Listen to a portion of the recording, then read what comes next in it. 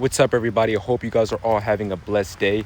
So there's this verse, Romans 8:28, and this verse says, all good things work out together for those who love God and who are called according to his purpose. So in this verse, Paul is speaking to the church, and he's speaking about suffering, not just any type of suffering, but the suffering that comes along with being a child of God, or the persecution that comes with being a child of God. Just as Jesus said in the Gospels, Jesus said, because they hated me, they will also hate you. So because the world hated Jesus first, they will also hate us followers of Jesus. Paul, in this verse, Paul isn't speaking about any type of suffering. He's speaking about the suffering that comes along with being a child of God, or the persecution that comes with being a child of God.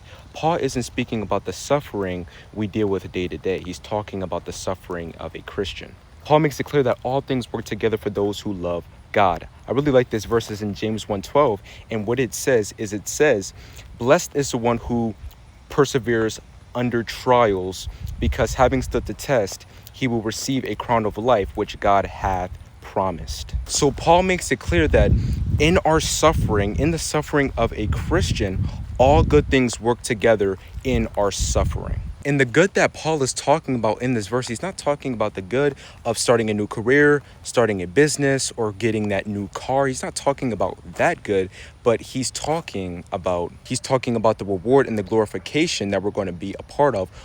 This good that Paul is talking about, he's talking about the good that we're going to have.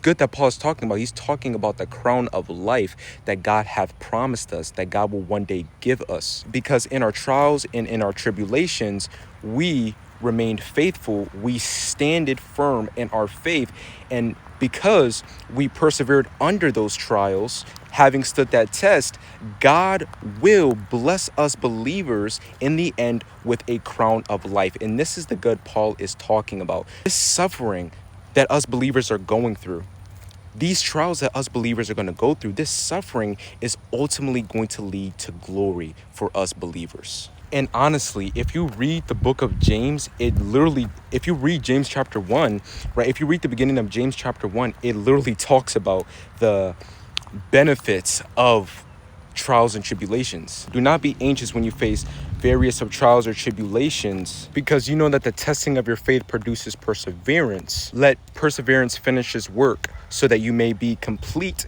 and mature, lacking nothing. So we can see that persevering under trials leads to maturity in the faith, spiritual maturity, spiritual completeness,